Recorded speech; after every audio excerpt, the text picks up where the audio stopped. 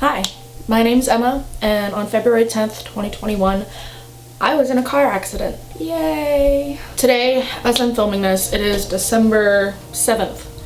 So 3 days from now, will officially make 10 months since I was in a car accident. For those of you that don't know, I live in Texas, and we had a pretty well-known freeze in February of this year. I had two at my house. I had one in January and then one in February, but the one everyone knows about is in February because of all the crap that happened with ERCOT. The second freeze hit Valentine's Day of this year, 2021. So the day of my accident, it had already been raining for hours and the roads were wet and it was already cold, so it was a little bit more slick than usual. I, at the time, was on my way to work, and it was less than a 5-minute drive from the apartment I lived in at the time to get to where I worked. So I was sitting at a dead stop waiting for the cars to go by so I could turn. And a Nissan Altima was driving towards me. They had their blinker on, but me being me, I'm paranoid. So I was waiting for them to like slow all the way down and start making the turn. So I was watching this car the entire time, and this car's coming at me going maybe like 45 miles an hour. This person hit their brakes and their tires locked up. And so I watched the entire time of, oh, this person's turning. Okay, their blinker's on. They're slowing down a little bit. To, they should have started turning by now. And I watched as they slammed right into my front tire, right next to me. My car was pushed up over the curb. My front tire was pushed in. Like, I immediately freak out. Literally the first person I call is my friend that had just started working at the store I worked in. Like, less than a week before that. I was supposed to relieve her so I could close that night. And I call her and I'm sobbing, and she's like, what's wrong? I was like, somebody just hit my car. I tried to call my parents. Neither of my parents answered the phone, so I ended up calling my sister who was home at the time. I was like, where's mom? Where's dad? Like, I need them right now. She's like, I'm in class. What happened? I'm like, somebody just T-boned me. So she gets my dad to call me, and I tell my dad what happened. My parents lived 100 miles away at the time, but my dad immediately gets in his car and drives up to meet me because they had to tow off my car. They had to tow off the other girl's car. The other girl's car was totaled. Hello. I refused to see a paramedic. The other girl did too. Which I now learned that you should probably just say yes anyway. My dad ends up picking me up from the apartment, brings me up to the house. I was also living at the time. Real confusing, but it's my grandparents' house I had to move into. He eventually goes back home, so I'm left home alone that night, and I can use one of my grandparents' vehicles if I need to. I felt fine right after the accident. I was shaken up. Obviously, I have a lot of issues with anxiety and a lot of stuff that I also want to make a video on, but for the most part I felt fine.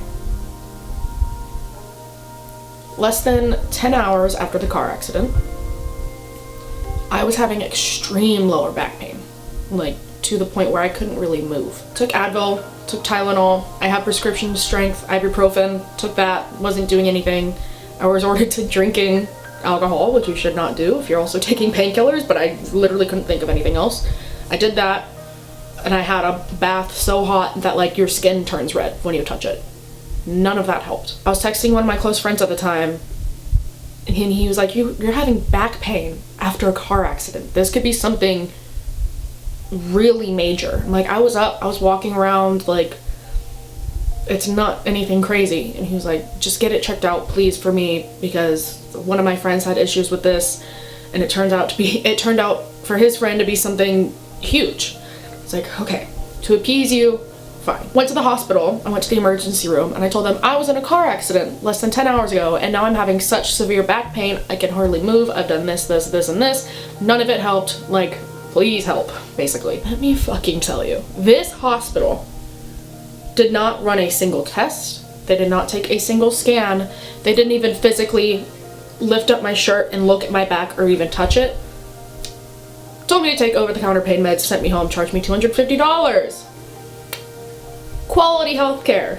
Thank you. They basically tell me, you're gonna be sore after a car accident. Like, no, don't worry about it.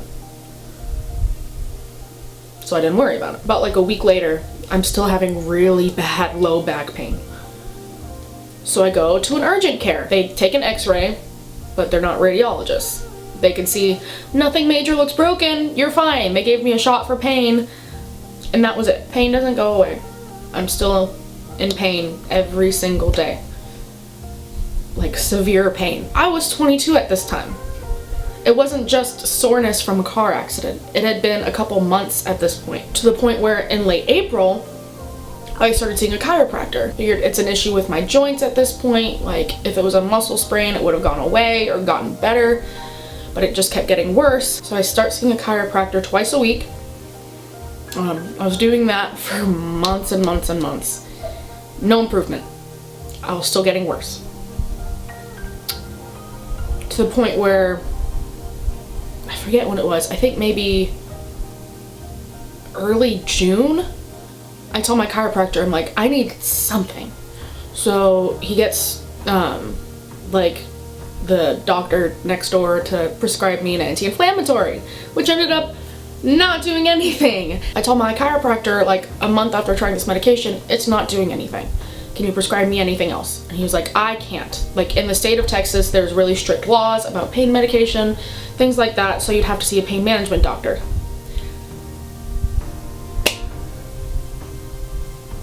This pain management doctor is a story for another time. But I started seeing a pain management doctor the day after my birthday. I told this pain management doctor I'd been seeing a chiropractor at least once a week, sometimes twice a week, for over 3 months, and it had been 5 months since the car accident, and it had only gotten worse and worse. And I told him I'd tried like this anti-inflammatory, nothing helped. I'd already had one MRI in May of just my lumbar spine, so just the lower third of my spine. And after 3 months of healing, I still had at least one herniated disc and fluid in between my joints. This pain management doctor prescribes me a new anti-inflammatory, a muscle relaxer, and a steroid that I was supposed to take for 1 week. Because he's still thinking it could be a muscle sprain, it takes time to heal these things. I'm like, it's been fucking 5 months. Like, I feel like I should be like a little bit better by now, not worse. Go back to the pain management doctor 6 weeks later. It's like, none of your medications helped, like, at all, and I only got worse. And he was like, okay, I'll prescribe you another muscle relaxer and another anti-inflammatory. And I was like, okay, I'll be a guinea pig at this point. I don't care. Like, I will try anything. And I'm still taking a healthy mixture of Advil, Aleve, and Tylenol every single day to try to take the edge off the pain. Doesn't help, but might as well try. End up going back to the pain management doctor after another month. So late September, mid to late September. I was like, bro, something needs to give. Like, this isn't helping. He prescribes me another muscle relaxer. Cool. And he orders another MRI. So this time I'm on my second MRI in mid-September of my thoracic and cervical spine. And first of all, MRIs are freaking terrifying. Like, I'm not claustrophobic, but Jesus fuck, that was horrifying. I get this second MRI, I go back to the pain management doctor, and he doesn't even like give me a report of the MRI. And I'm like, it's my MRI, and you know all of my stuff is getting sent to insurance because I'm not paying for any of this because I wasn't at fault in the accident, which is a whole nother fucking bullshit thing. This girl that hit me tried to commit insurance fraud, and it was whatever. Pain management doctor orders physical therapy. So starting mid-September, I'm in physical therapy twice a week. Physical therapist tells me the same thing. It's a muscle sprain. We need to strengthen the muscles along your back for more support, and like my shoulders, so I'm not gonna be in as much pain. Makes sense. Cool. Again, I'm a guinea pig. Like, I will try literally anything.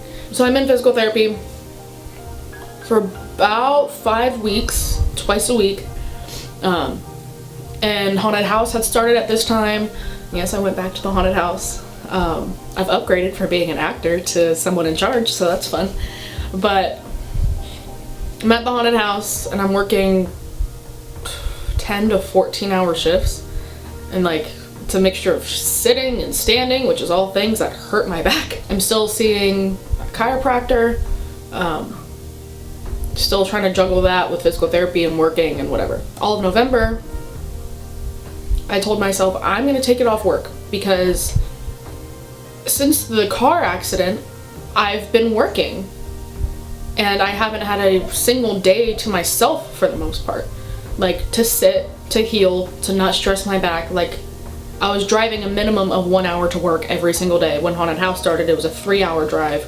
Granted, I was making it like on a Thursday and driving back home Monday, but it was still a lot of driving and a lot of work and a lot of stress and a lot of strain on my back. So I took all of November off work, and let me tell you, my mental health was utter shit before the car accident. There were things that I had gone through in the year and a half preceding it that just took a huge toll on me, and being in pain every single day for 10 months didn't help. Not in the slightest.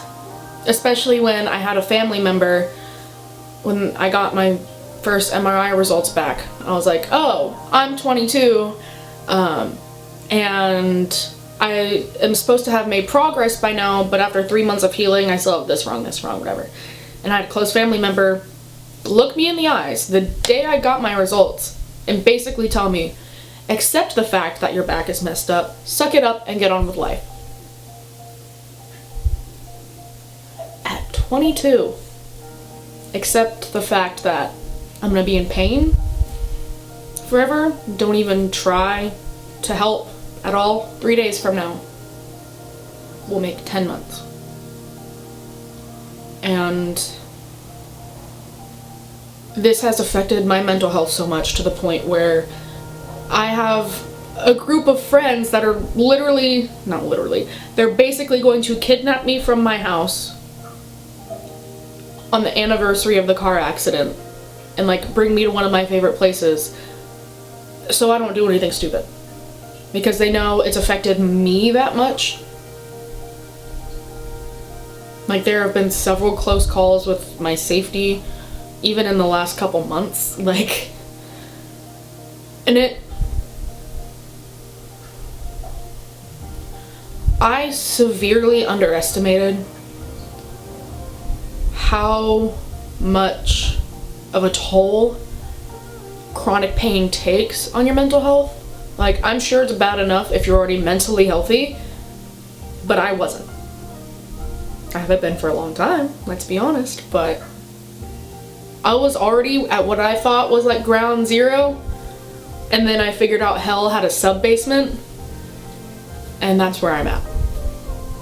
But I'm 23. I'm on several medications trying to help both mentally and physically. I'm still in physical therapy twice a week. I'm working my ass off. And I'm finally having some shred of progress. I'm still in pain every single day, but most days it's not excruciating anymore. I'm sure this is something I'll update, at least on the 1 year mark, so you guys can have some progress. I mean, even as I'm sitting here, I'm having pain in my shoulders.